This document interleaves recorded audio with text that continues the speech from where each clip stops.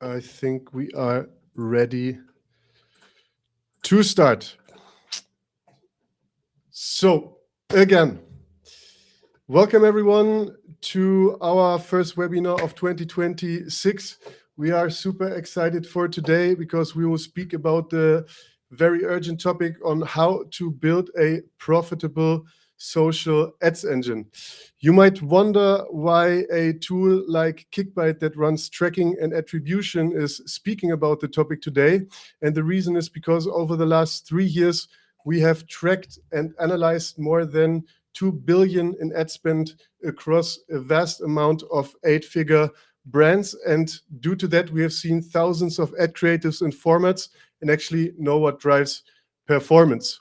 But today, as we from Kickbite bring the data side to the table, we brought the production side to the table, one of the best ad creative producers in Germany. And this is Patrick. He will introduce himself later. But Patrick is actually building ad creatives for category leaders such as Home24, so one of the biggest brands in the home and living space, as well as for the fastest growing e-commerce startup. I think that's what we can say, right, Patrick? Holy Energy. Then from the Kickbite side, today the speaker will be Juan. Juan is my co-founder and lead of the customer success team. But let's give these guys some time. They will introduce them when we get to the speaker spots. Quickly about myself, I am Vince and I am the commercial lead at Kickbite. I co-founded the company with Juan. You can follow me on LinkedIn. I put the CTA. Why is this important? Because you might see there our next events and webinars. You see the CTA in the bottom. You can just click there and connect. And our next event is actually coming up in person in Amsterdam in Q2. So if you want to have a spot and participate, just follow me and you see where the registration link will be. Then for today, we have some big blocks scheduled. We will be talking about customer research, about creative concept structure, but also about the production in detail. Patrick will go over this, as well as with the last big block, the ad creative analytics. So we will see what data we can back up to show you actually what drives which creatives and concepts the performance. Those big blocks, just for a little bit of the structure on how we keep it interactive, will be split into some smaller subtopics. And after each of the subtopics, I will pick your questions directly out of the chat that you see on the right side and put them into the Q&A.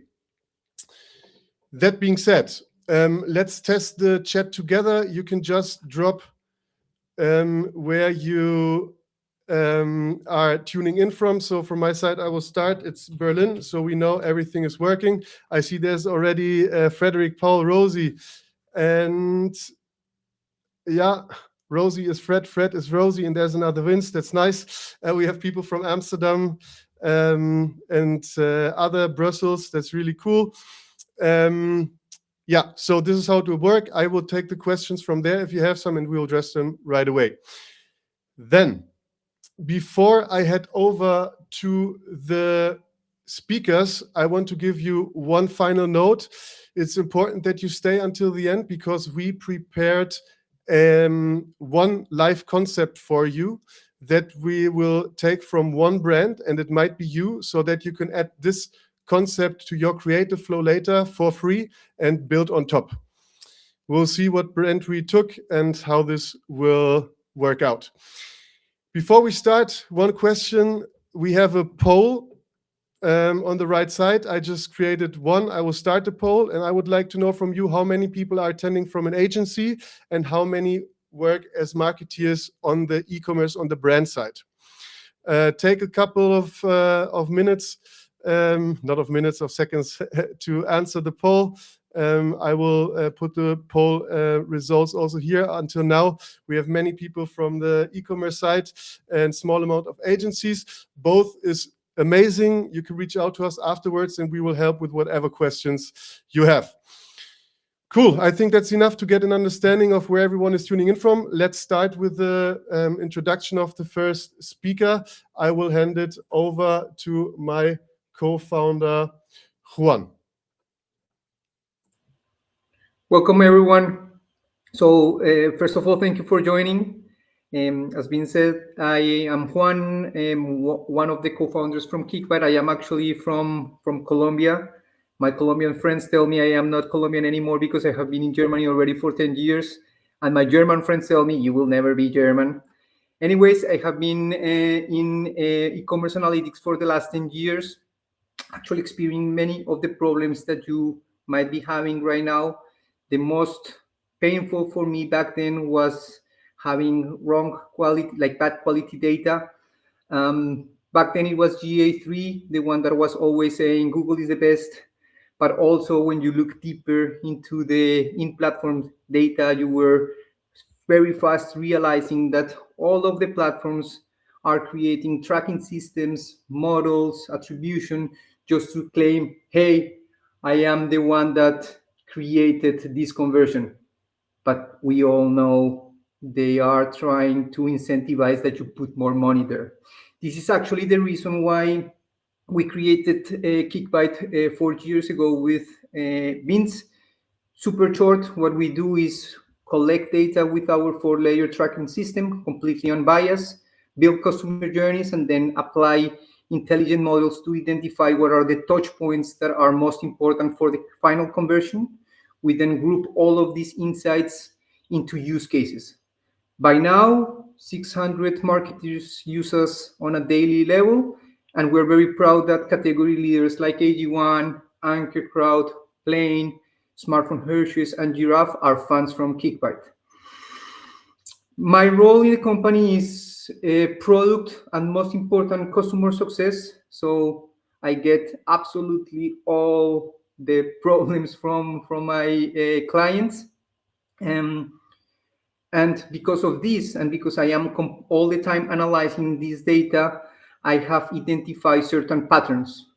And one of the most interesting patterns that I catch over the last years was that in Germany, there were some category leaders that managed to scale Meta in an amazing way. We're talking about more than 100K spent on a monthly level, 150K, even more. And on the Netherlands, on the other way, the brands were super strong on Google. And when they try to also replicate their success in Google, they applied exactly the same playbooks that they had on Google into Meta. And surprise, this doesn't work at all. So today, we are bringing all the insights after analyzing all the category leaders and the best brands from Kickbite. And this is around 180 million meta ad spent for 2025. And we want to explain you how we analyze creatives on this data. But before that, I welcome Patrick, the guy that, in my opinion, knows the most about creatives in Europe. Yeah, thank you so much for the warm introduction, and I hope you are pumped, people, because Juan and Vince, set the tone, and now we need to deliver the content. I make a quick introduction about myself as well. So I'm Patrick. I'm 29 years old.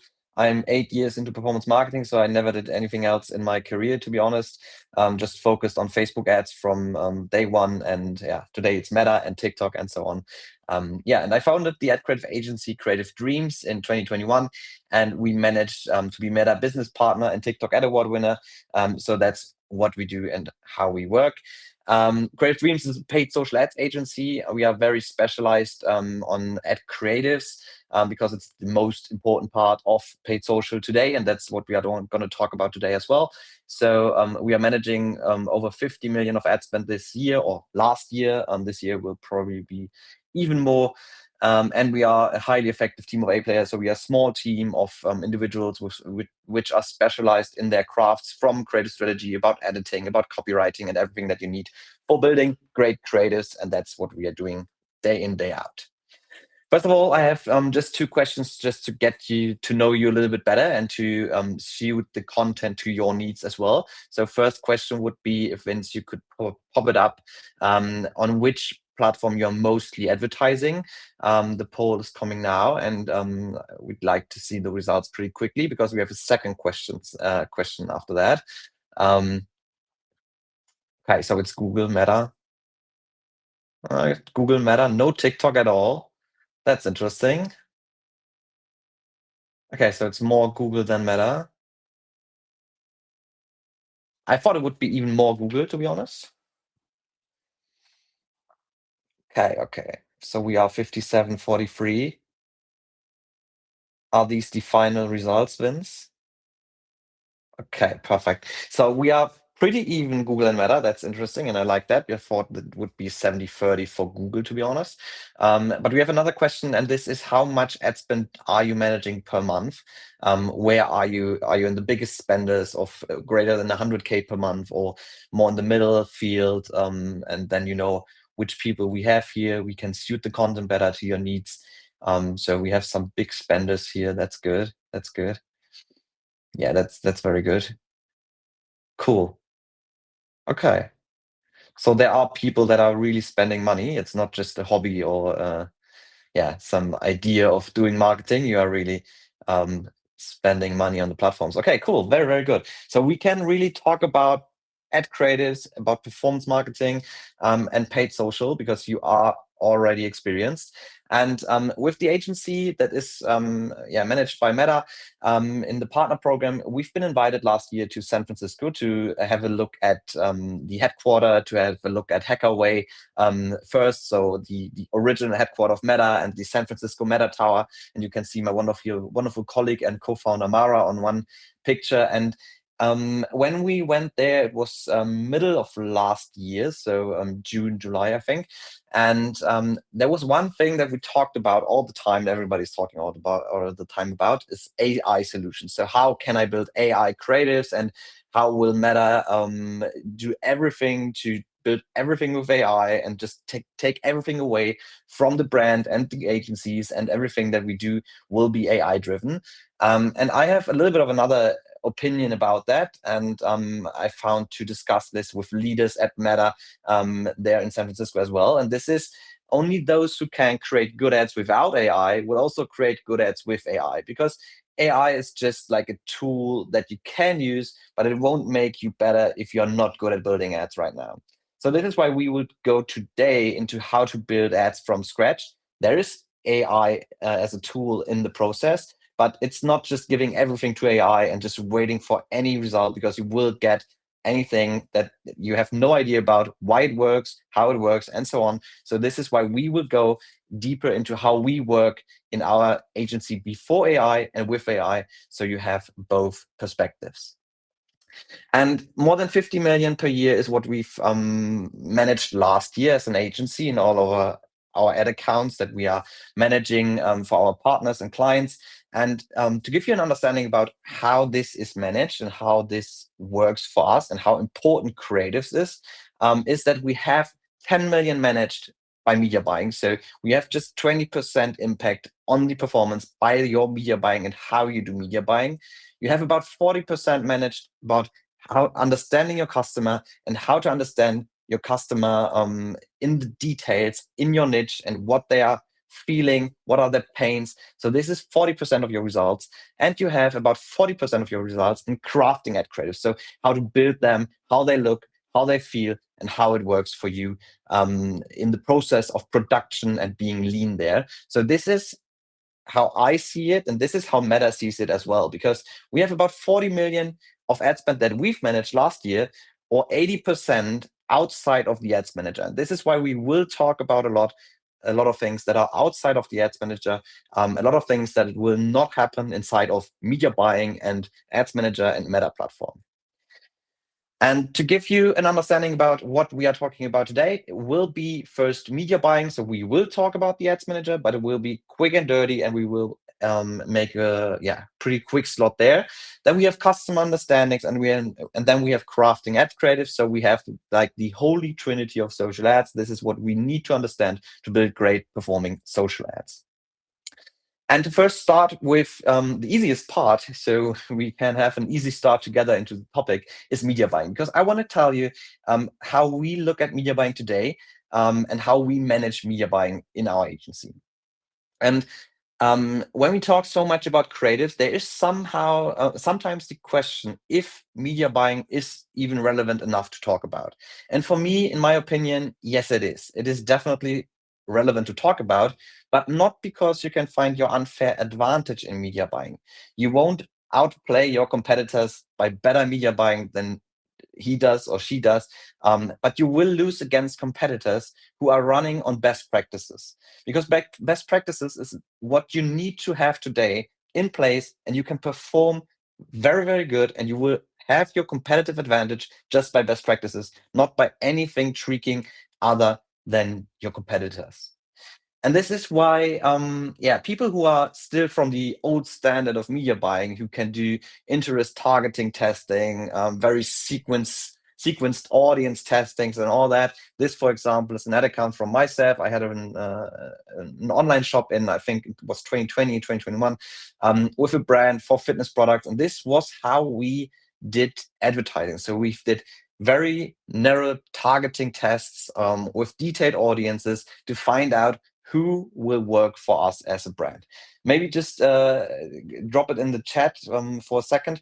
How many of you did media buying like that, with narrow targetings, with very detailed interest targeting tests, geographical targeting tests and all that? Would be interesting how many old school media buyers we have here. That would be very good. And the new standard, and this is what we've talked about with Meta as well a lot, is especially AI driven, especially algorithm driven. And we see a lot of adaptation of AI in ad accounts. So AI is taking over ad accounts, starting with Meta Advantage Plus, Pinterest Performance Plus, TikTok Smart Plus, and Performance Max. I don't know why Google needed to be the fancy pants without the plus, but they did. But we see in our ad accounts, we have like a dashboard as a Meta business partner, where we see over all ad spend that we've managed, and an greater 85% adoption rate for AI solutions in Ads Manager. So this means more than 85% is managed with AI solutions, with Meta Advantage Plus, and so on. Just to give you an understanding about how much this is used in these big ad accounts. And we have not just one ad account that is spending 1 million per month in the German market and beyond, so in the European countries. And there are some answers. Still have clients asking if we can still do this. Yeah, we have clients like this as well. You should just say no. And you can see how important this got for us and for the agency and for our clients as well, that this is used so much in the ad accounts.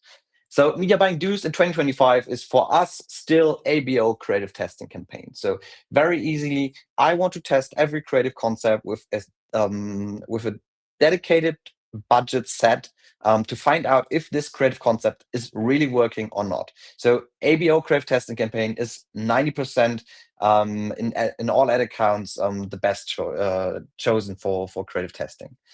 Then we have A+SC campaigns for scaling. So in 90% of our ad accounts, we just put every performing asset into the A+SC campaign for scaling them, and then just letting the algorithm do their work. Especially after Andromeda update, you need to give the algorithm the freedom to choose from the creatives that you have, because if you are just focusing on doing CBO, ABO campaigns for scaling, you will have a problem in this diversification frame that Andromeda needs today in spending the money on your ad account. Then we have consolidate your setup as lean as possible. So you should have not many ad campaigns in your ad account. The last point is ad platform is fully biased. So look into webshop performance and third-party attribution. You need to have another solution to track your data. And to give you an example how an ad account can look like, this is an example from August last year. We have 80,000 euro in ad spend for one brand in one ad account, and it's just two campaigns. It's a creative testing campaign and it's a creative scaling campaign. That's it. That's how you can scale to 80K. We have ad accounts that are spending 150K like that. As soon as you go for several products and diversify in your product niches that you are advertising, you need more campaigns, yes, but you don't need 200 campaigns or 200 ad sets or something like that, it's really good to simplify your media buying setup in 2025 and 2026. Media buying don'ts in 2025 that we've learned and we will go on with in 2026 is very detailed targeting setups are just not, just don't use it anymore. No usage of AI campaign solutions in Meta. We see a significant better performance on Advantage Plus shopping campaigns that are used in the ad accounts. We've did A/B tests about that. We have even case studies about that. So just use it, test it. As soon as you can spend 200, 250 euro per day, go with A+SD campaigns. And don't use every new AI solution in Ads Manager, because there are some solutions that are pretty rough in the beginning, to be honest. We have some recutting AI solutions in the Ads Manager that is just bullshit, and it's bullshit for the first half year, maybe the first year. After 1 year, maybe it performs well. As soon as we can tell you that it works well, we will. But there are some solutions that you can turn off, especially in creative optimization. You should there focus on your own creative work and your own creative tests that you have in your roadmap. One media buying hack 2025, just to give it to you, especially we have some brands that are testing around 30 to 50 to 100 creatives per week. There are tools that allow mass uploads of creatives. So you can just put all your creatives into a Google Drive, Google Sheet, or whatever tool you use, and they pick it from this tool, upload it to the Ads Manager, and have like a template to set it up. And then you just need to make some corrections and launch it. This is something I recommend to everybody who's really narrowing down on killing on meta ads, because it just kills you so much time uploading all the ads and setting up in the ad account. Even when you are having a standard setup, you just need something like that. This is, for example, Kitchen.io, very good tool. Really like this, like the founder behind this, and just a little nudge for you. So I think we have the first questions in the chat, Vince. Yes. Let me interrupt. You were before me. That's good. I added both of them to the Q&A, so let's address them. We have the first question by Lars. Lars said, how about all AI blob the auto-edit music, auto-generated creatives? It's horrendous when your creative team did so much effort. Patrick, you have some insights about performance. Yeah, that's what I meant about do not use every AI solution. We turn this off as well, because if you have a creative test and you did so much effort in your creative team, that's totally understandable. And you want to know if this creative works like how you made the hypothesis and how you build it. You don't want Meta to just change it anyway. And this is what I meant about don't use every AI solution too fast. I wouldn't use it in most cases, and I don't have any proof of that this is a significant uplift for any ad account that we work with. Great. Let's go on to the second one. The common Andromeda advice is put all ads in one campaign ad set. Meta will diversify spend over time. Do you see continuous proof of this in multiple accounts? More often, we still see ad spend to 1 or 2 ads only. Check. In most cases, it's really hard to now give a solution for that without seeing this ad account and this ads. So in most cases, this is something that leads to too much duplicate content, because Meta, since Andromeda, gives another spend architecture to the ads, and we see that. So we see ads are tested more often than before. But as soon as you have ads that are looking too close to another, you have this duplicate content filter, and Meta will not give any spend to these ads. To be honest, we see the best results in Meta doing their job just by the algorithm, so not making any manual turn-offs and all that over time. That's for 90% of the ad accounts. There are some that are special always, but for 90% of the ad accounts, it's more that you give Meta the handling over the ads and over the spending, and we see good results with that. Great. let's continue. I think there was a follow-up from. There was a follow-up question. Is there any way to give Meta more a nudge into using newer creative or specific creatives you want more view time? Yeah, it depends if it. Yeah, there it is. Okay, there are coming more and more questions. We'll take them. One by one. Let's do one by one. So yeah, there is a solution for that. So first of all is ABO creative testing. So after ABO creative testing, you should know if this ad is a performer or non-performer. That's why we do ABO performing creative testing, because we then give it a dedicated ad spend to one ad, and we know if it is a loser or not. So for bigger brands, it's sometimes 1,000 euro we spend, and it needs to be in KPI. For smaller brands, it can be 150, 250. You will not have this significant data then, but you will have an idea about if the ad is working or not. That's the first point. So you do dedicated ABO creative testing. The second point is, the question would be, why do you want to have Meta to spend more on another ad? If Meta chooses one ad over another in A+SC to give it more spend, then it's the better performing ad. So why would you want to play the other ad or give the other ad more views? There can be reasons like it's another product, it's another product line, it's I don't know, it's a new launch, anything. There can be reasons for that. I understand that. But if there is something like that you have multiple products that you need to advertise, then I would recommend to go with multiple ad sets or A+SC campaigns.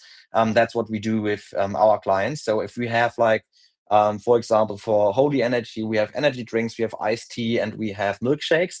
So, and we have different audiences for all three products. We do different campaigns for all three products to give all three products the chance to perform. So this is how I would think about that.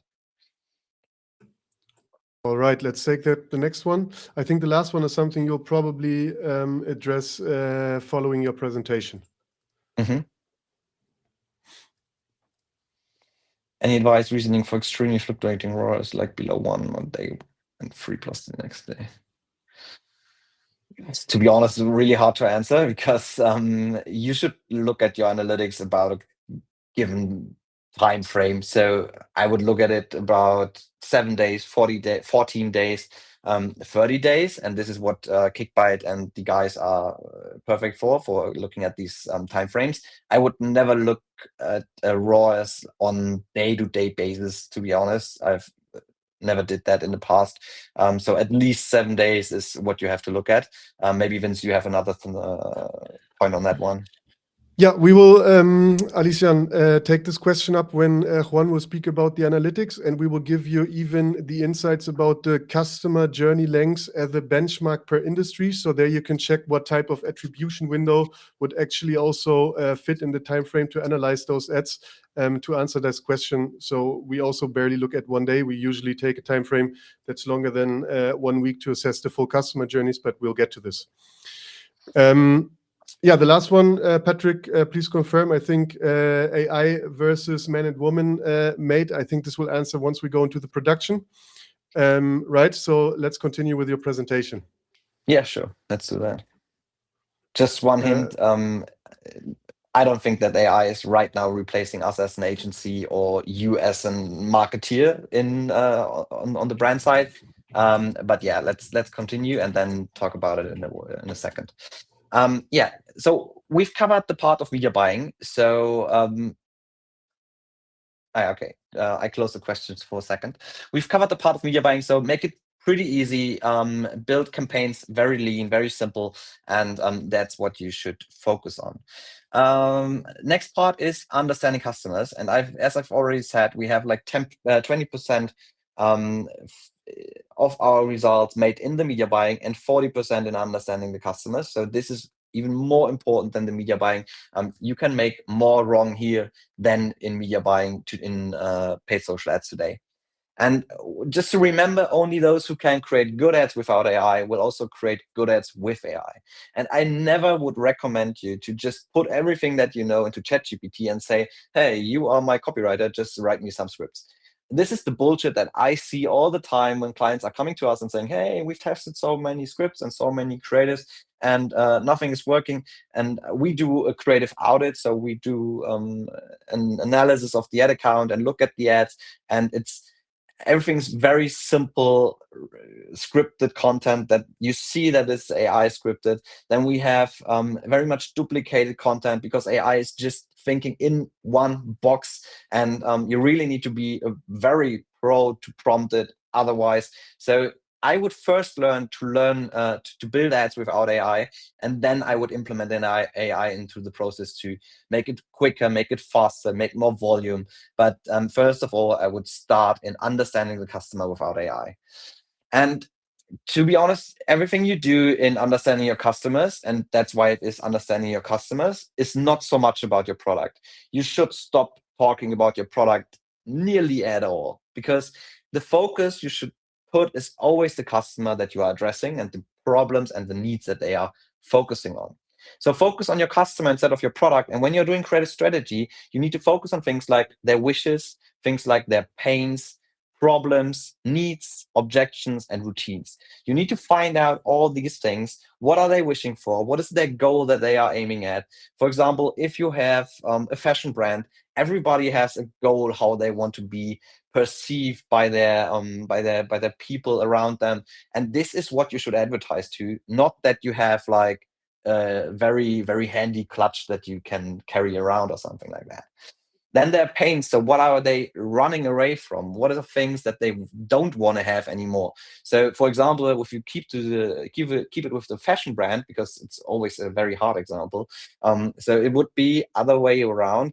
I don't want to be perceived as a broke person anymore. I want to look rich. So if this is what your brand can deliver, this is the pain that you can take the people from and make them feel rich, even if their product is not expensive.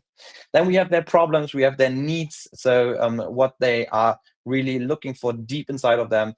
We have objections. This is one of the most powerful thing.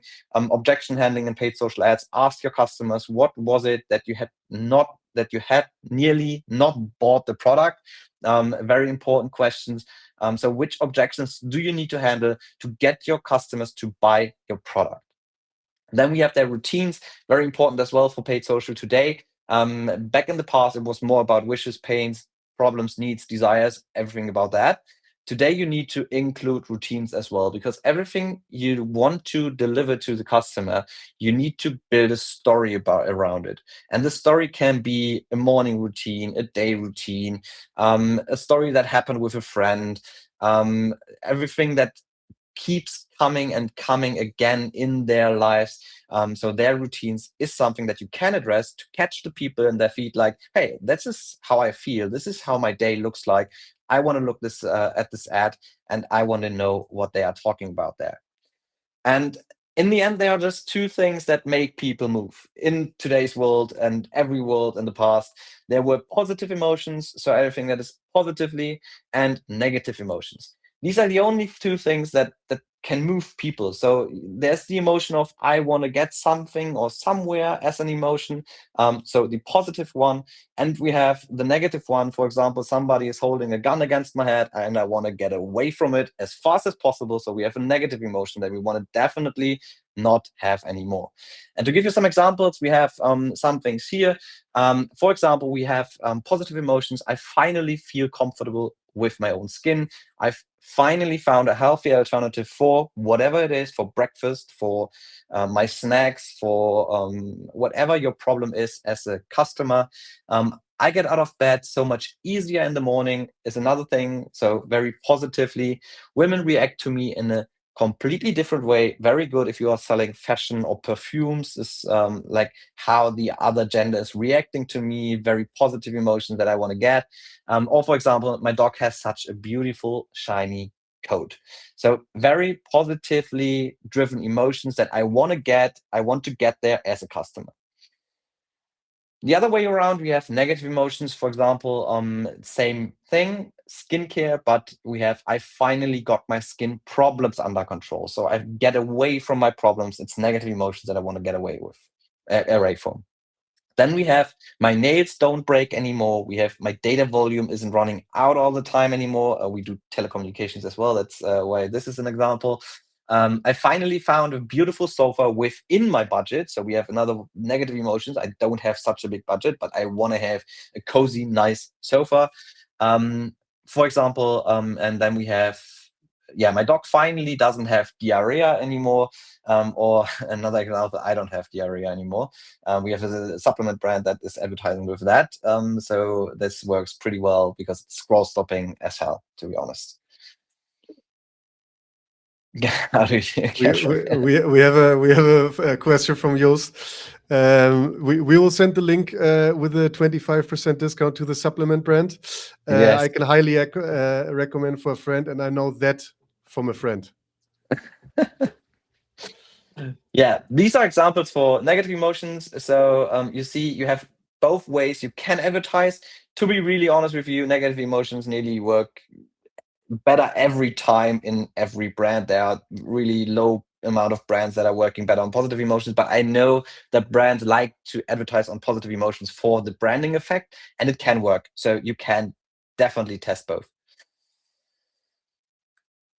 Then we have so some ways to find out about these emotions, and there can you use AI. For example, we have some prompts here, just a very basic target group interview with GPT. So if you are starting out, you don't have any customers that you can talk to, you could do a target group interview with ChatGPT, for example. Here's a prompt for that. I can run you through it, but you can read it as well. So I want to conduct a target group interview with the CMO of a D2C e-commerce brand that generates around 5 million in annual revenue. It has a 3-person in-house performance team. They spend approximately 50K per month on Meta ads. That would be how I, for my target group, would do an interview with ChatGPT, and then just talk to the AI and find out which emotions has this person that I want to target. Another thing is hook generating with GPT. If you want to have these prompts, and we will send them out afterwards. But this is another just basic prompt to get some hooks, some idea. But I already give very much information to ChatGPT, because if I just say, hey, I have a product like I don't know, a pen or a pencil, and I want to have 10 hooks for that, this will be pretty rough and not good at all. But when I give as many information as possible without doing too much, I will get good results, and I can definitely have some nudges and ideas in which direction I can communicate the next ad. And for example, I would always give to ChatGPT the product, the target audience, the main problem, the desired state, and the competitive environment, and the tone of voice. So I already had set the basics from real research before I give it to ChatGPT, and then getting some hooks from it. And this is because we don't have so much time. Everything that I can talk about in understanding customers, there will be a small part about credit strategy in the next part as well. But you should definitely focus 40% of your time in understanding your customers and having a real good credit strategy, and do it without AI before you take AI into it. And we can then narrow down it deeper if you're interested in it. You can definitely discuss this with me. We have credit strategy templates and all that, but that's it for now. Vince, do you want to do any questions right now, or should we go on? I actually had a question, Patrick. Yeah. So which methods without AI do you prefer for understanding customer? Like focus groups, do you prefer qualitative over quantitative? Also PPS, what have you experimented so far? Yeah, so the best sources for informations about what you should test and how you should find out more about your customers are your customers. So the best source is your PPS, so post-purchase survey, any surveys that you do with your customers, and the pretty much best way is just calling your customers. I do it myself still today for some customers we work with. Our credit strategists do this. We pick out some customers, we call them and say, hey, it's Patrick from, for example, Manico Nails. I want to know why did you buy the product? What have been your pain? How did you find the product? How do you use the product now? And everything that you are finding out there is so detailed, and give the people like a voucher for attending, so they have something from it as well. But many people are willing to give you very much information about that.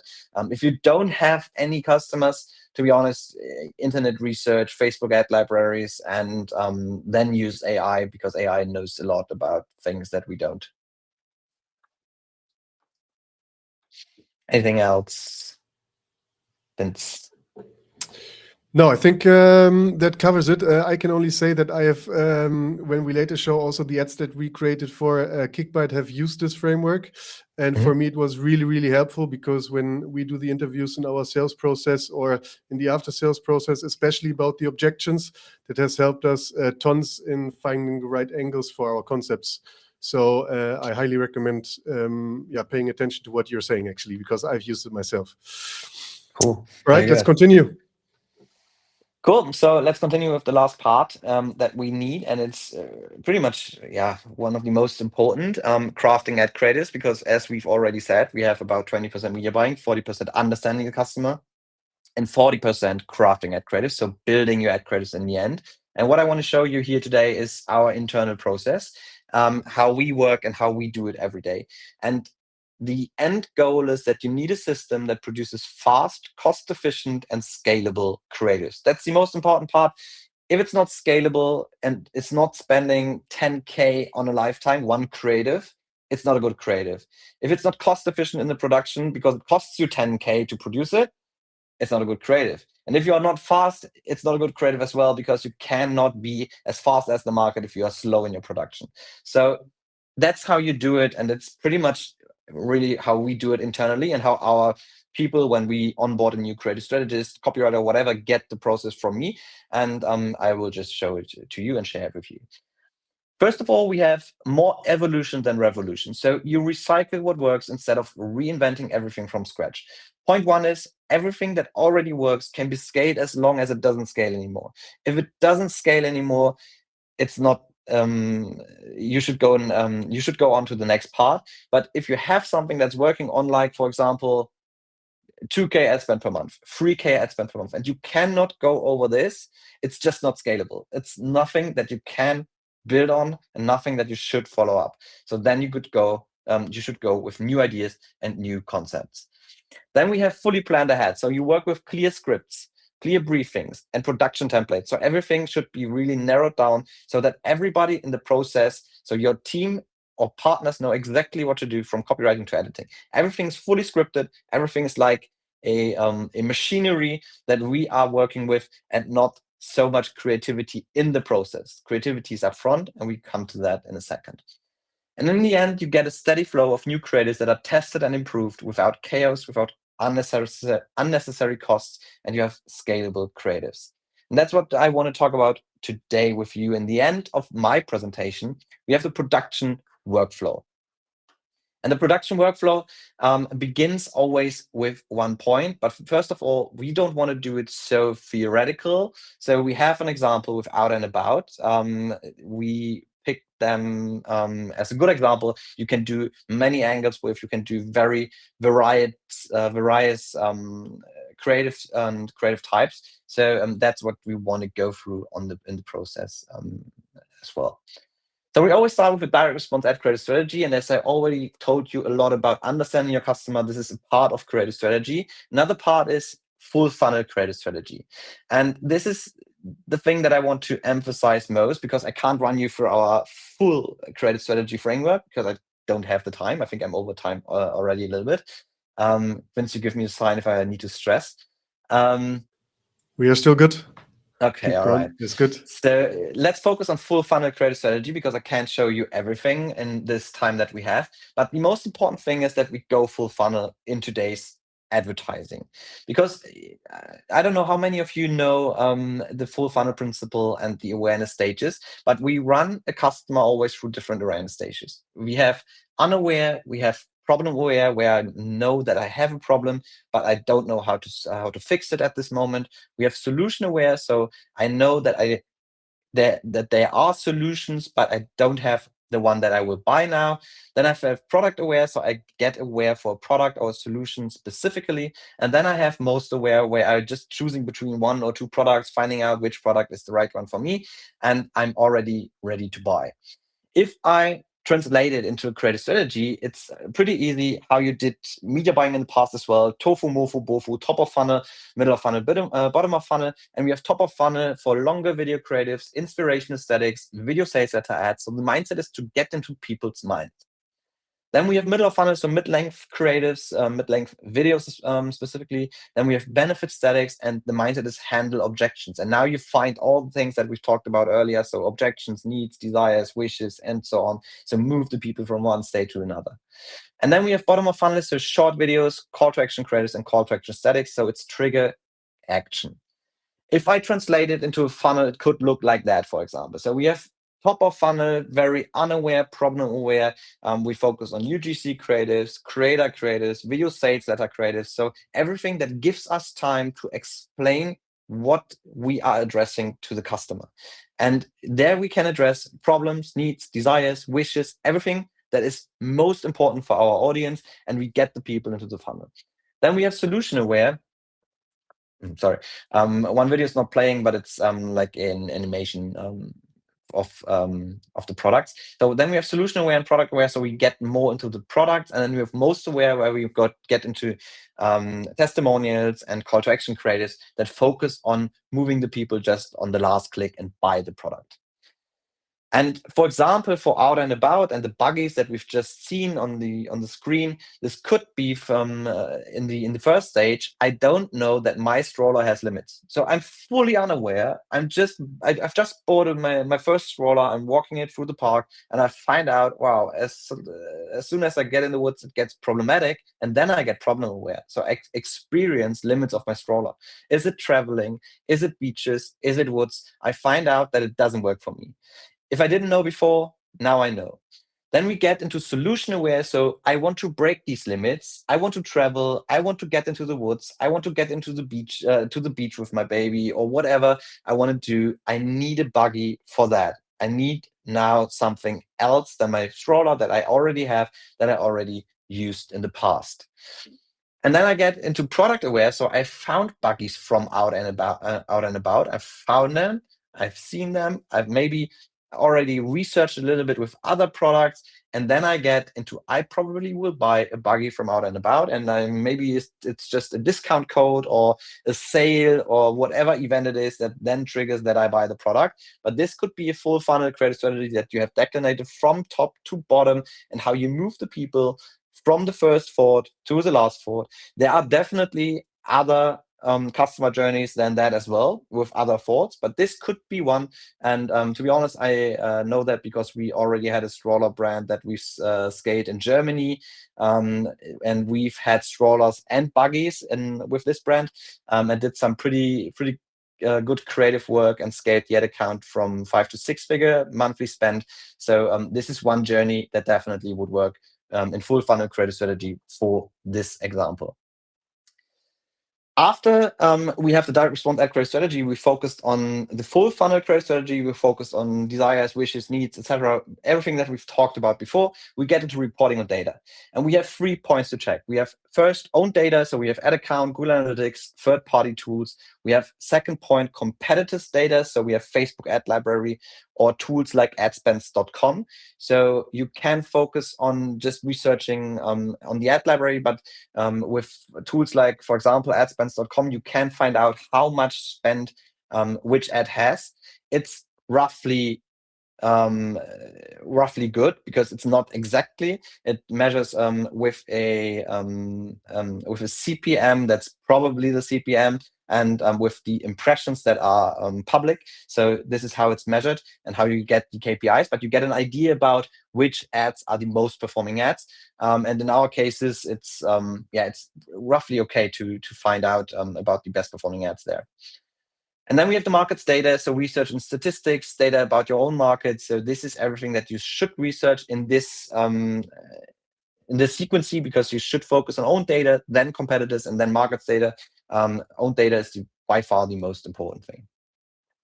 After that, we get into conception and testing roadmap. So Patrick, interrupting here quickly because we had a little bit of activity in the chat, and I think one question from Florine matches a bit the topic you spoke about just now. Oops, sorry, wrong one. We go here. Do you use the same goals and KPIs for all ads throughout the funnel? It's a little bit connected to the first thing that you presented, but let's go from here. Yeah, not at all. You have different KPIs for different funnel stages and different ads. How does this work? So you don't do full funnel from day one that you are starting with paid social ads. You focus on lower funnel at first, logically, because you get the low-hanging fruits. You have competitors that are already warming up the audience in the top of funnel, and you get the low-hanging fruits with lower funnel and middle of funnel ads. These will always be the ads that have the best ROAS, the best CPO, the best customer acquisition costs. These will always be, for example, statics with a discount code, testimonials, short videos with very, very short information about the product, so like 50 seconds UGC or something like that, call to action videos. This will always be the best CPA that you have in your ad account. As soon as you see that you are getting worse results in these lower and bottom of funnel ads, then you start with middle of funnel and top of funnel ads. You should go through every stage in your preparation before, but you start when you have everything maxed out in middle and lower funnel. So this should be the logic behind it. And then you start with top of funnel ads, and top of funnel ads never have the same KPIs as lower funnel ads. You always aim for a lower ROAS, lower CPA, lower CAC, whatever you measure in the top of funnel ads. We even have some clients that are spending a lot on Meta that are doing other campaign types for top of funnel ads. So reach, awareness, brand awareness, and all that.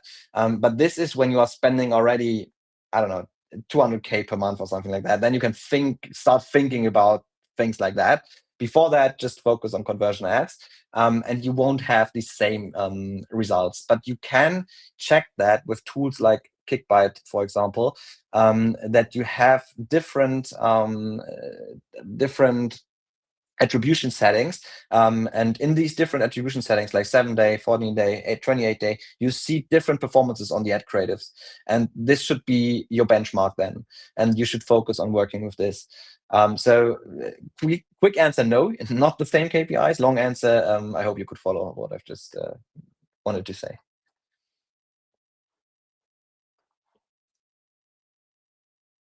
Sorry, Vince, you are muted. Yeah, sorry. Let's quickly also take on these two questions. One from Sandrik and Rosie, I think both a little bit connected, and also to the topic that you spoke about, splitting the KPIs. But after this, we need to move. It's about the structure of the campaigns. Do you combine all these full funnel creatives from the different stages in the same ASC Plus campaign?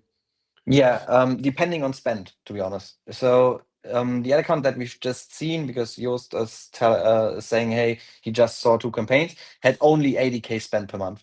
This is, to be honest, for us, a lower mid-client ad account. And in this stage, you can do just just everything in one A+SC campaign. That's possible. As soon as you go 6-figure and beyond, and 150, 200K spend a month, then you go into campaign diversification. Before that, I wouldn't do more campaigns for different stages, because Meta is not only showing the ad that a person needs right now in the moment to the person that it that it knows that it needs, but Meta is showing as well when you don't have much middle and lower funnel target in your ad account that can be targeted, then Meta will pick these upper funnel ads and play them to the audience. You will probably not have as much spend as on the lower and bottom of funnel ads, because it's always optimizing for the lowest CPA.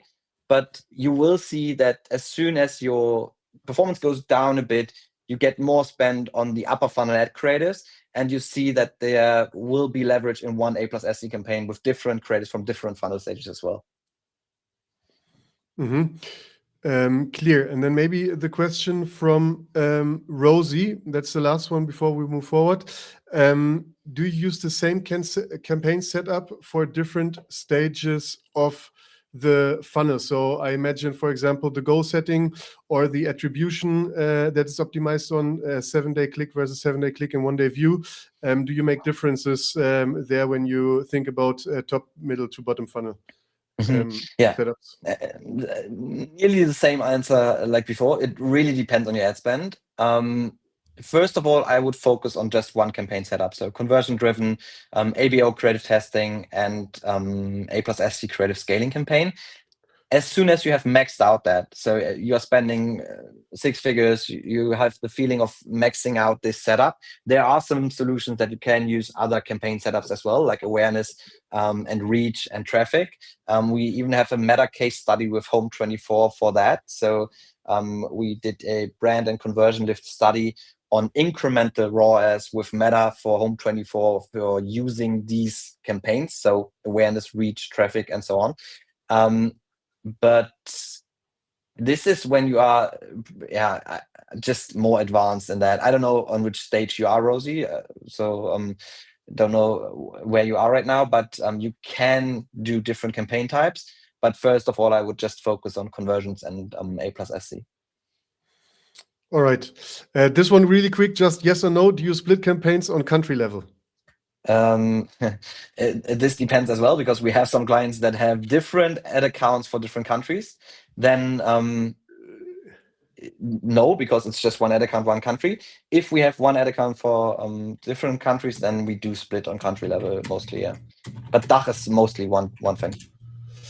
Perfect. And Leonie, we will send you the case study via link in this chat, so everyone can have it and check it out. The one that Patrick mentioned about the brand lift on the awareness campaign status. Amazing. Let's go on. I will drop out and you can continue, Patrick. All right. Yeah, we still have some content. I hope you still can follow, and it's not too much for you, but yeah, we have conception and testing roadmap. We start with that point 2 after reporting data. And 3 questions to ask there is always, what's the global test your creative belongs to? Number 1.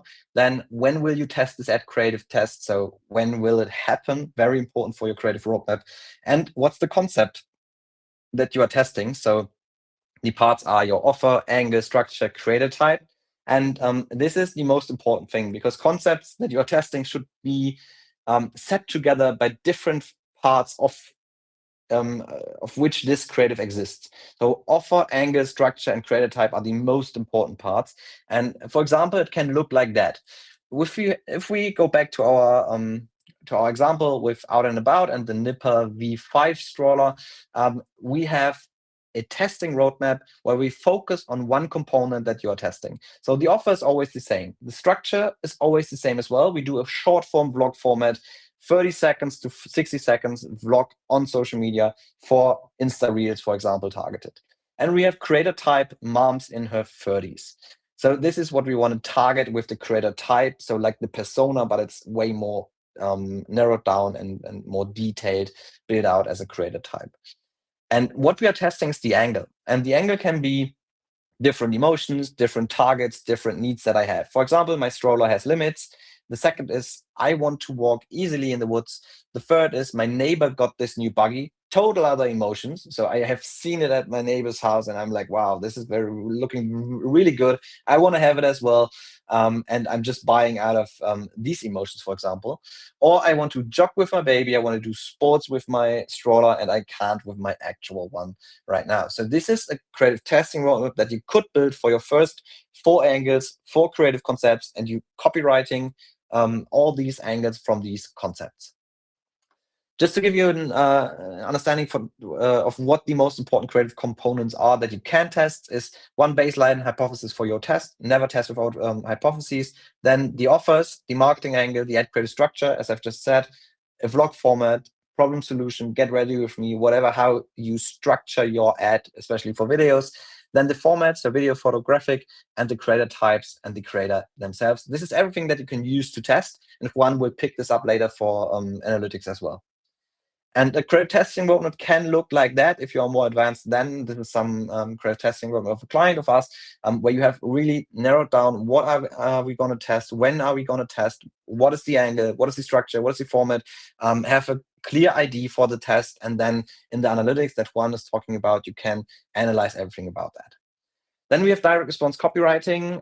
In structures, focus there on two things. So one, or first, is a creative script that can be spoken by the creator word by word. The creator has some freedom to speak in front of the camera, but you need to nail down what you want to have spoken about.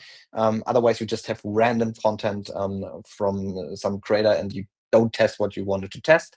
And you need a detailed list of every visual you need matched to every spoken sentence. In today's paid social world, you won't get along with just somebody talking to the camera like I'm standing here right now. You need very much in visuals, and you see there's more scripted in visuals than text. This is almost every time the standard today. Then we have content production on site if needed. So you can produce with the content creators on site or actors on site, or you can just do like UGC, classic at home production. And the less feedback, the better is the most important part about that. So you need a checklist that every creator goes through before sending, or before producing and before sending the content to you. For us, it's the essentials. So how does the video look like? What is the outfit and environment? How is lighting? How lighting should be? And the text, how is it spoken into the camera? Then we have post-production, and there you focus on retention mainly. So how can I make something happen that every 2 seconds, how can I make something happen every 2 seconds that will keep goldfish brains engaged? And the second is cut style. So how can I match the pacing, music, and effects to my target audience? You can see here 2 examples. On the left is Gen Z, on the right is Boomer. In Gen Z, we have, I think, around 7 cuts in the first 3 seconds. We have a rule for that. And in Boomer, it's just 2. So you definitely should serve your creative how the audience is consuming content on the platform as well. And cut styles is very important for that. Patrick, I think that one was a good one to ask. Just one question from Fabian. The question was if you use AI video maker for the content. For the cutting part, for example, is there something you can recommend that takes away the job of the motion designer, for example, a little bit in the cutter? Yeah, so we don't have one AI video maker, to be honest. There's not one tool that we are using single-handed. We combine some tools, and there are some tools that can help. For example, a more automatic cutting tools like Autopod. But there's not just one tool that we use for AI video making. It's always a combination of 11 Labs, HeyGen, ChatGPT, Nano Banana, VO3. What else do we have?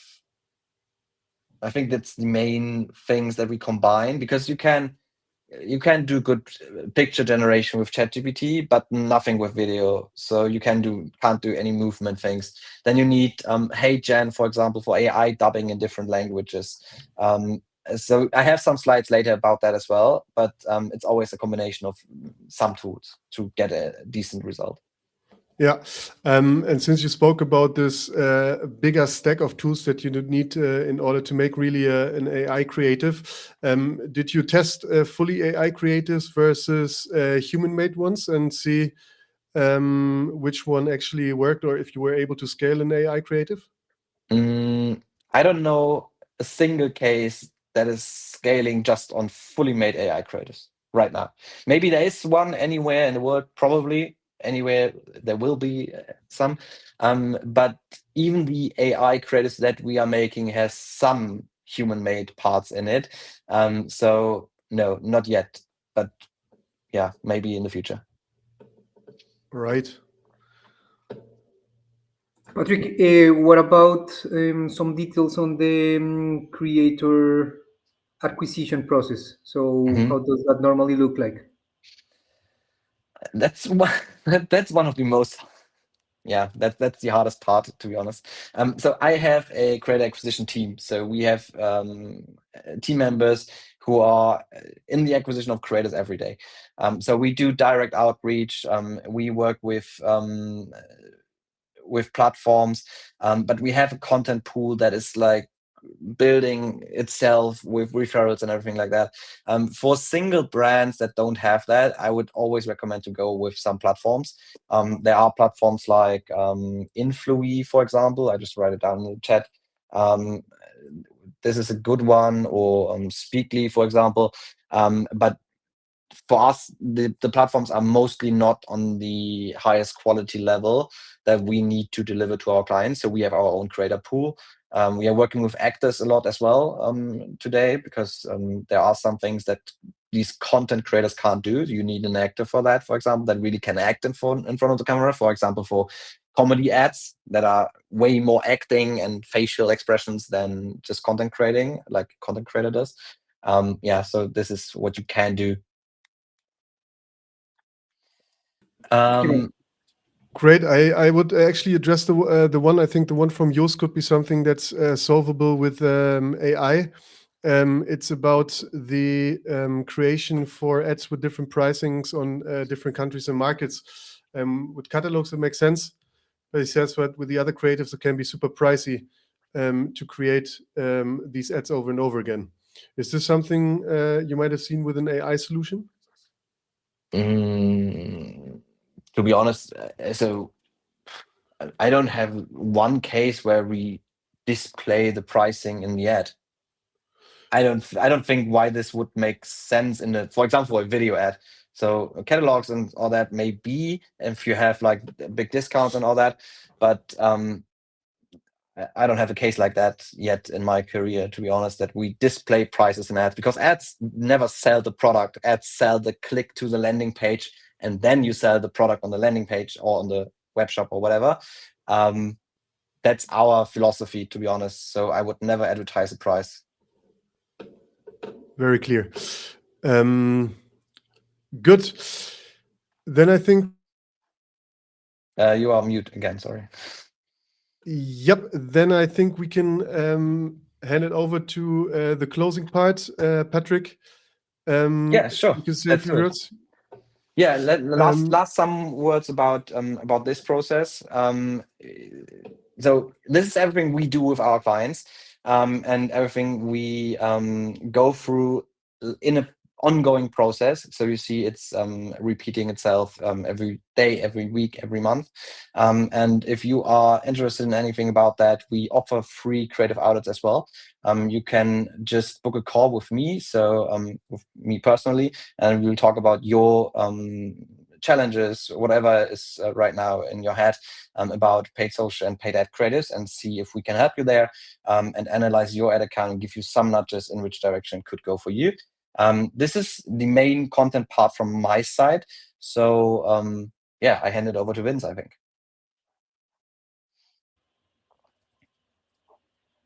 And I will hand it over to Juan. Take you out, Patrick. Thanks a lot. We'll have also a Q&A session if needed at the end. Yes. Juan, the stage is yours.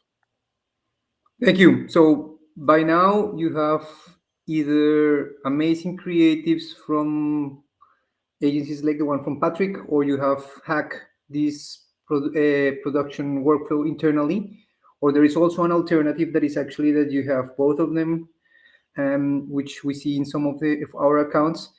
And the question is this everything?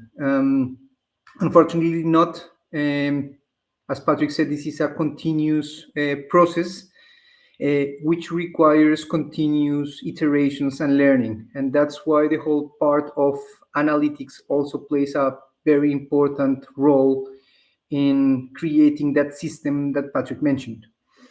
So before we go into analytics, I have 3-line checklist of things that you should make sure you have.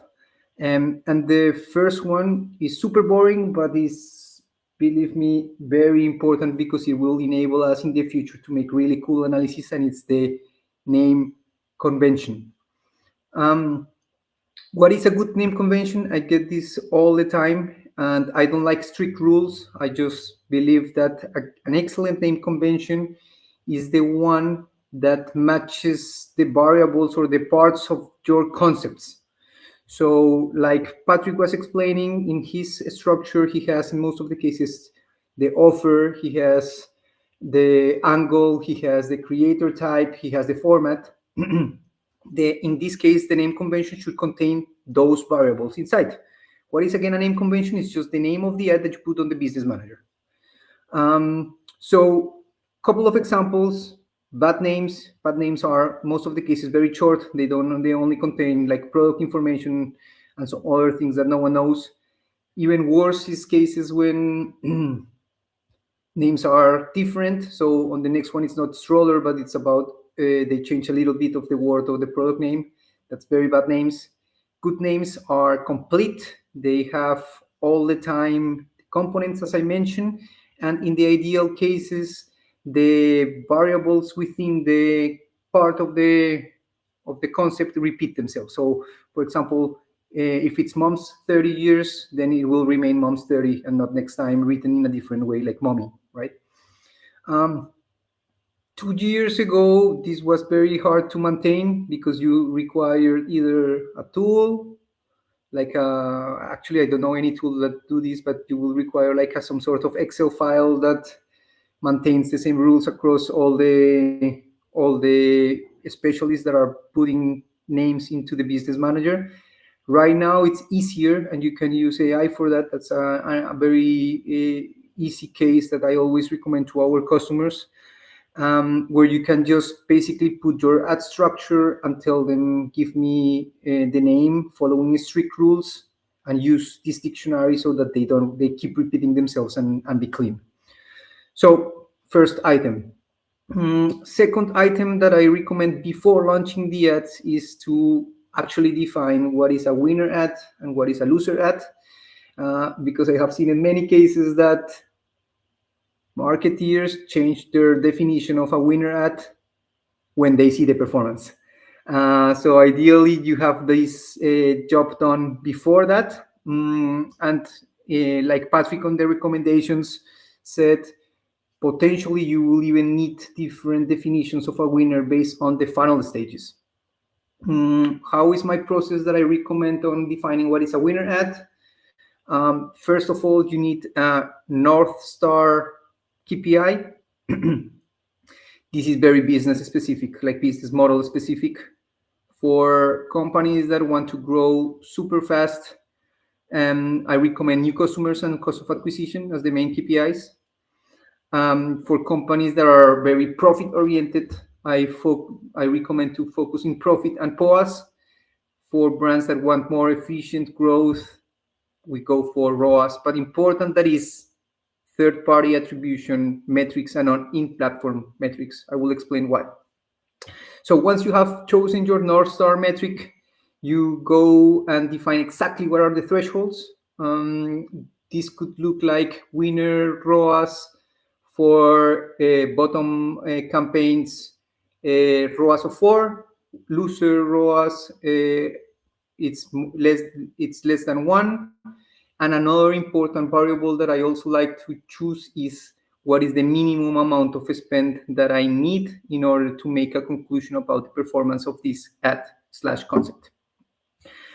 Because this will allow you to, afterwards, when you are already evaluating the campaigns, have clarity not only for yourself, but for your whole team, and be aligned with the whole team. The third variable is understanding the customer journey, and this is one of the questions that you ask, and one of the topics that Patrick was addressing is about how much time do I actually need in order to know if a concept is working or not. And normally people give like a fixed rule. I think this should be industry-based, because the customer journey, depending on the industry, can be very different. For example, here we analyze all of the conversions that happen during Black Friday only with meta ads.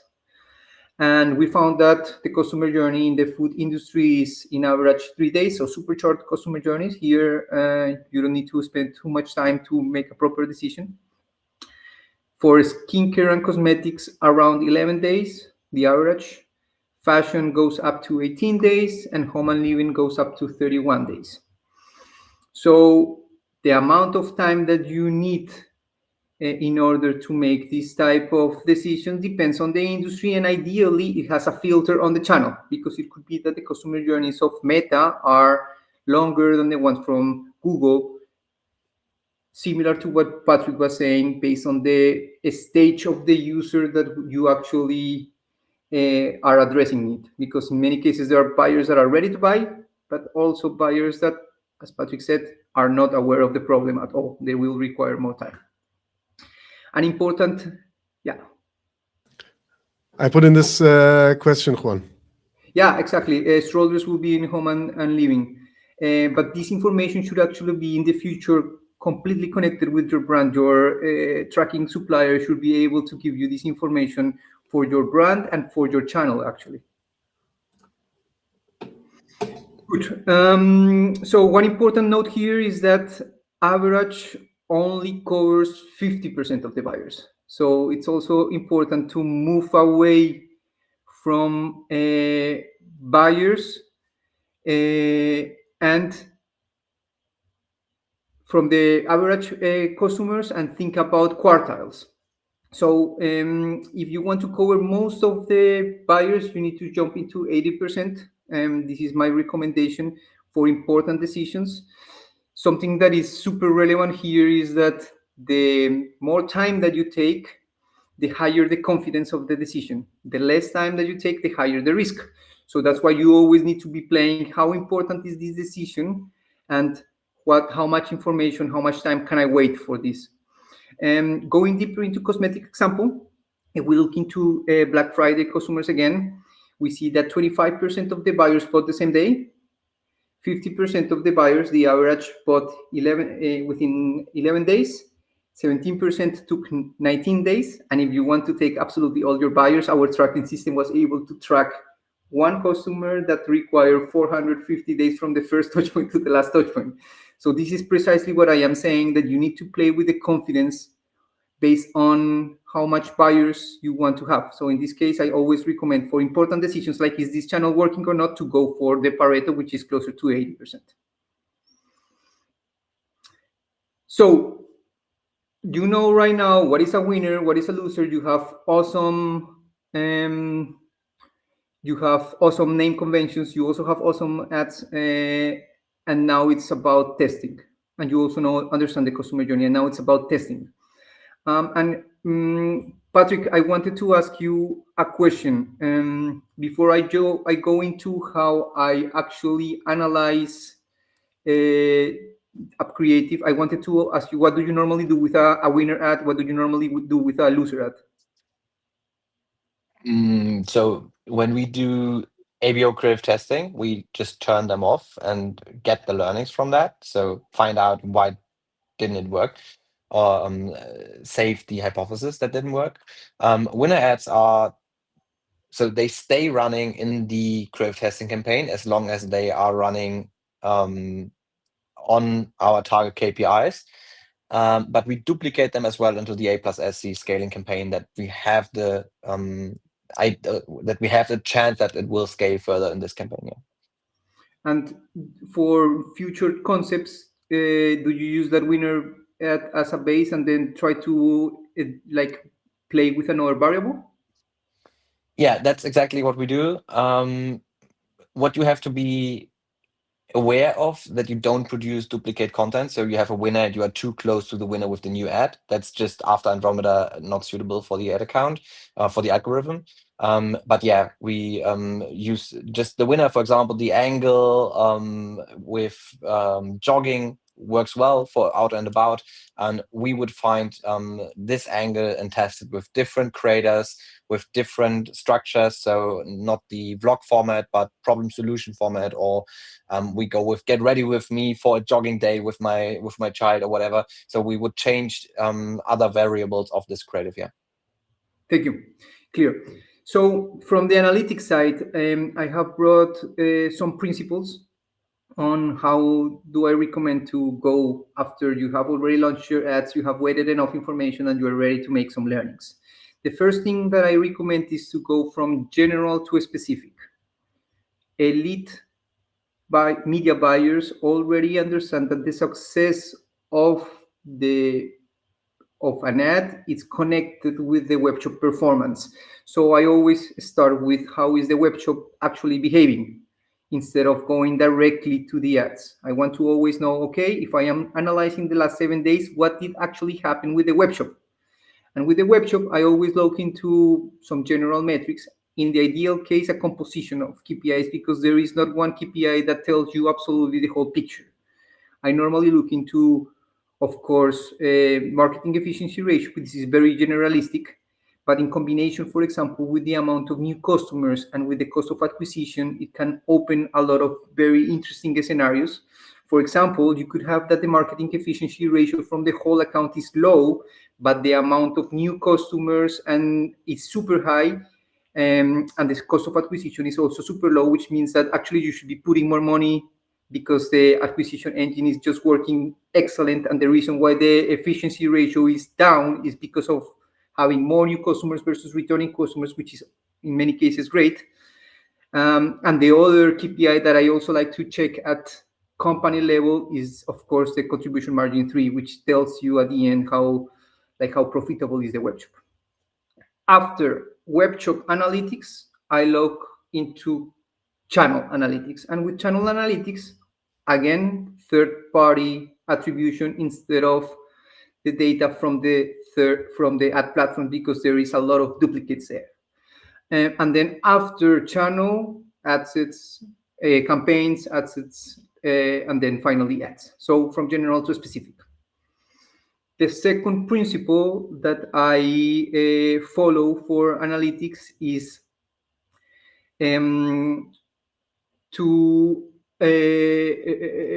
analyze the performance from result KPIs to explanatory KPIs. And this is also similar to what Patrick was mentioning, that even though sometimes you are analyzing upper funnel campaigns and mid funnel campaigns, you are also looking into the conversions. You just need to look into a broader time frame. So what are the result KPIs? Result KPIs are revenue, are new customers, are profit, also the return on ad spend, the POAS, the customer acquisition. The explanatory KPIs are all the ones that explain actually why we are having these result KPIs. This is a decision tree that looks like this. The result KPIs are the ones that matter, and below explaining why is this happening. This is the role of the rest of the KPIs. For example, if you want to analyze revenue, you know that revenue is composed by AOV times orders. So you know if the revenue is low, it could be because the AOV is low or because the orders is low. If you want to analyze orders, you then analyze the relationship between sessions and conversion rate. If you want to analyze sessions, then you look into all of those soft metrics that come from the ad platforms like CTRs, hook rates, and so on. So the idea is all of the KPIs are explaining a higher layer. That's my second principle. The third principle is that meta ads or social ads live in an ecosystem. They are not part of, like, they are not an isolated island in the middle of the sea. They are part of an ecosystem that is connected with other channels. How do I know this? Because I have seen millions of customer journeys, and believe me, there are some people that buy crazy, that require more than 10 touch points to convert, that go back into the funnel stage. And one super important thing here is, how do you actually think that Meta, Google, Klaviyo will report this type of customer journey? Believe me, all of them will tell, we were the one that created the conversion. I can even bet that in some cases they will have duplicate conversions if different campaigns are actually driving the different touch points. So that's why third-party attribution is so important, but also understand the synergies between the channels. Customer journey analysis is always complicated, but luckily enough, right now AI is excellent for this type of job. You just need to upload all your customer journeys, have a prompt, and you can get this type of analysis where you understand deeply how this channel is interacting with others. This is again our data from Black Friday, where the conclusion was that meta ads were in 42% of the cases the conversion driver. Conversion driver is the channel that was extremely dominant in the conversion. Then we found out that for 33% of the cases it was the first touch, 20% of the cases it was last touch, and in 5% it was an assist. It was in the middle, somewhere in the middle. As you see, it's everywhere. Meta ads is not only for brand, it's not only for like generating awareness, which I hear sometimes in my conversations with prospects on the Netherlands. It is very useful for converting customers, and it can have a very good ROAS compared to Google also. The second part, after knowing like the role in the journey, is to know the relationship with other channels. And in our analysis for this case, we understood that rarely it is preceded by other channels, and in most of the cases, the touch points that are after Meta are direct PMAX campaigns, search brand campaigns. So you already know that also there is like whatever the Google specialist is doing, he should know, of course, about the ad creative strategy of the people from the Meta team, because they are interconnected.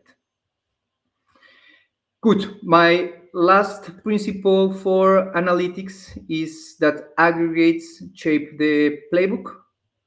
And here is where the name convention allows you to make really cool analytics. If you have amazing names, then you can start creating folders. In Kickbite, we call these segment groups, but you can think of segment groups as the variables that you are testing in the creatives. So this is an example of one of our customers, where for Black Friday, we created 6 groups by budget, by UGC creator, by content source, by format, by product type, and by brand.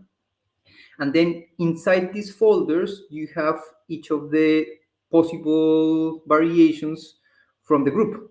So, for example, for content source, this brand makes their own ads. They also have ads that come from one of their suppliers, and they also have creatives that come from that they hire an agency for, and of course you have the catalog ads. And with this type of analytics, you can know exactly what is the ROAS, the cost of acquisition, and the POAS of each of these types of creatives, for example. And this is just inside one folder. If you do it by UGC creator, you will know the creator type, like Patrick was mentioning. If you do it by angle, you will know also the type of emotions on the type of use case that you use. And this is the base for your creative playbook. Creative playbook is nothing more than the aggregation of the learnings that you have after you have done the whole season of for example, after Black Friday. And with AI, you can even put like screenshots from dashboards and make AI make the report itself, and then like simplify the creating the report part. The analysis, of course, I will never recommend to skip. But this is for sure one very important element of that reiteration process on how to be every time better in the production that Patrick mentioned. I will follow up with what Juan said with some real examples, and we'll show you on our own creative process how we use in Kickbite our own data, so that you also can see how this would be in action. So what we've done is we have used all of the insights that Patrick presented, and we created our own ads. In fact, today to get leads in for the webinar. And when I first started to doing the first creatives, I colored my beard purple because that was my first hypothesis, and it was to create a hook, a visual hook that grabs the attention so that people look at the videos. Just one thing, I will also later give you access to a demo so you can actually check in Kickbite how a creative analytics would look like, and you will see our own ads. And I will quickly show you how this will look also with the name conventions that Juan mentioned that are so important to run the right analytics across the segments you build, but also understand what type of formats that you put into segments again actually move the needle for you. So in our example, you see this is the top performing ad, for example, me in a purple beard. It was very cringe to tell my mom that I'm doing this. She doesn't understand why until today, and it's already 1 month ago. But this was one of the best performing ads, and here we tested in a video ad different things, and we had it clear in the name convention. The name convention that I use, it's a bit different in B2B than what you will probably do in your D2C framework, is that I place the date when I launched the campaign, which you see here, the market where I want to target the audience, the format, I just differentiated between video and static. The story type, for me, it was a founder ad, funny story, social proof, or whatever I used. And very important, the structure. So for example, AIDA, attention, interest, desire, action, versus a more feature-oriented framework, for instance, before after bridge.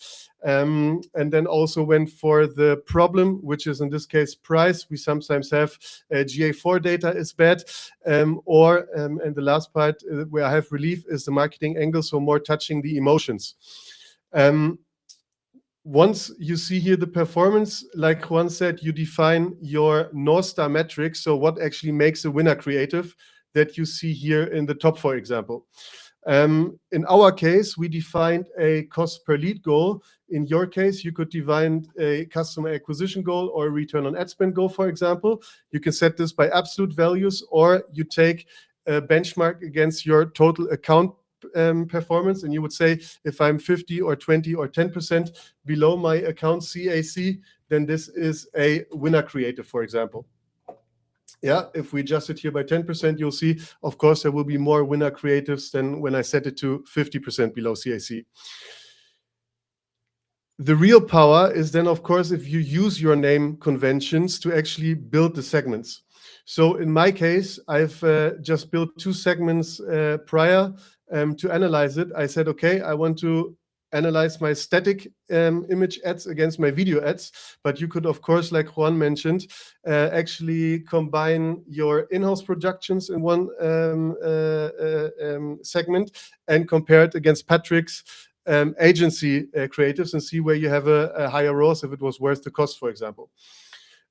All these type of analytics you can then group, so you can build out of one segment groups, and you can then play that game further to go even deeper and deeper and get the right analytics and segmentation done for you. When we speak about the whole topic of analyzing these creatives, Juan and Patrick both spoke about the importance of the customer journey. And this was something that I had to learn. Even in our case, we had to split the funnel into different goals. So when I launched my first ads, I was so persuaded by my own purple beard that I thought, look, people will right away book a demo with me. I will have a direct response set and it will work very lower funnel. The hard truth was I spent a few K on this testing campaign, and there was one conversion coming in for 2,000 euros. And I quickly understood that the funnel is way, way longer, and I need to start with education, as for example, today with this webinar. So the funnel step before will be completely different, and the customer journeys are way, way longer than what I'm thinking I can achieve with those ads right away. So that being said, if you look into then the data, you will see that the customer journeys are sometimes very long, as you see here, 67 days or 180 days, and a lot of touch points are here in between. And that's why Kickbite makes sense, because you will understand what actually other channels are involved in making the sale, and you will get the fraction that's attributed in a data-driven way to that ad creative, so that when you compare them, you actually have the true performance holistically. Yeah. So if I would click on compare, I would see then based on the attribution outcome, which of the advertisements are actually winner creatives and why so in the KPIs. And this data will look completely different if you compare it to, for example, against the Meta ad account numbers. And as you see here, for example, you take one example, you see how much over attribution is done in these type of platform KPIs or attribution, so to say, in comparison to the own. If you want to get access to the tool and check it out yourself, how the creative analytics would look, and you can play around with my own ad creatives and build your own segmentations and see what actually worked. You can right now book in the bottom a demo where I will share the credentials, and you can click around yourself so you can see how this actually works for your specific brand case and how long the customer journeys are and so on. That's it for the basic part of the webinar. I will address now the last questions that came in the chat, especially from you, Joost. We have 2 more pending, and we have around 10 minutes, so that's quite nice. For that, Patrick and Juan, I will pull you in because I think you can give some answers to this that are more accurate. How do you divide the budget will be the first one. It's up for the screen now. For testing and scaling campaigns, what's the strategy you put behind? Yeah, so there's no fixed budget between those. So you just do as much creative testing as possible. You can have even more spend in creative testing than in creative scaling when you are not as advanced in your creative game. But this will switch later when you are more advanced and you have many winners. But there's no fixed budget because it doesn't make any sense. You should at least put for one creative concept, €150 daily ad spend to test it for at least 4 to 5 days, better a week. But there's no fixed budget split. Yeah, I think for testing in general, I heard from you, Juan, that accounts test on 3 times the CPA on average, right? People like rules of thumb, but yeah, like this. Yeah, we have this rule of thumb as well, but it doesn't apply when you go to higher price products, to be honest, because in most D2C cases, 3 times AOV is 150 or 200 or 250, something like that. As soon as you are in higher price products, for example, Home24 with sofas, you cannot spend 3K or 4 or 5K on an ad concept that's not working. Yeah, that's why this rule of thumb breaks there. But for D2C cases with FMCGs, it's good.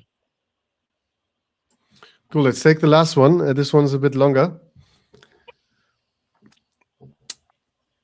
It's about the targeting settings for testing, and there was one that's not up here, and that's the it's on the bottom, but it's cut off. It's if people even do retargeting ads anymore. Retargeting is, if you use A+SC, it's a fully machine learning managed campaign. So it does retargeting by itself. We, in the most cases, I can't think of one case where we have dedicated retargeting campaigns right now, to be honest. So no, we don't do that. And the other question was about targeting. Creative testing is in broad targeting, and creative scaling in A+SCs, there's no targeting. Okay. And I don't know who does narrow down targeting. It just makes sense for local things, for example, but everything else, I don't think so. Yeah. Rosie, by the way, I think from out and about, right? Do you have any budget recommendation for higher priced products that you mentioned, for example, home and living? Yeah, but recommendation in which sense? So for daily budget or credit testing, or for what the budget Yep. is the question. I will, Rosie, if you can address in the chat what budget you're looking for, that would help. But we can answer yours in Daily daily budget. budget for creative testing, I think, if you're talking about that. I would not go. So if you have one concept, creative concept, for example, in the free hook variations, I wouldn't do more than 3 because of duplicated content, and the hook variations need to be very various in this concept already. I would start with 150, 200 daily budget, and you can see what's the results from there. Yeah, but I wouldn't spend too much on a daily base for creative testing, because you can get just shit results from spending roughly too much money. Yep, let's go on with the next one. My campaigns from Jos focus on lookalike audiences. Would you not recommend it either? I would need to see the ad account, to be honest, Joost. I don't know what you are doing. I don't know the business case. I don't know your metrics, your unit economics. I don't know anything about your case right now. If it's working for you and it's profitable, go for it. So there are always accounts that are working against best practices, but best practices right now is not to focus on lookalike audiences yet. Cool. And then the last one from Lars.